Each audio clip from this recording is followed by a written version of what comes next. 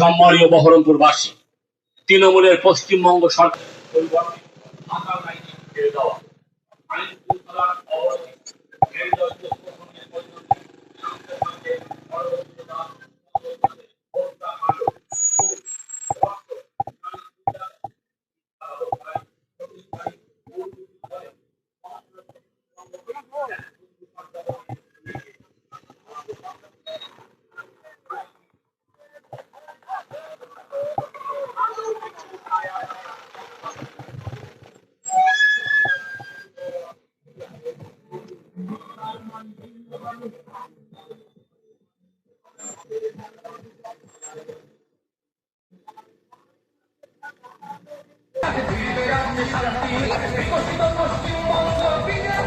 তাহলে 1 ঘন্টা নামাজ আছে, তাহলে 1 ঘন্টা যদি নামাজের জন্য যদি র্যালি বন্ধ থাকে তাতে সমস্ত বিষয় 1 ঘন্টা পিছিয়ে যাবে।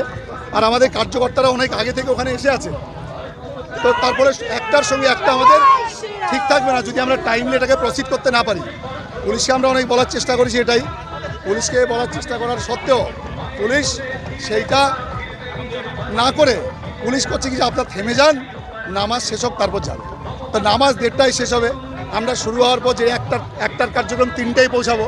স্বভাবতে আমাদের কার্যক্রম পিসফুলি হবে না এবং ফাইনালি যেটা বহরমপুরে জনসভা আছে বড়, সেই জনসভাটা বহরমপুরে হতে পারবে না। স্থায়ী কর্মসংস্থানের পরিবর্তে ঢাকা আইন ছেড়ে দেওয়া, আইন শৃঙ্খলার অবনতি।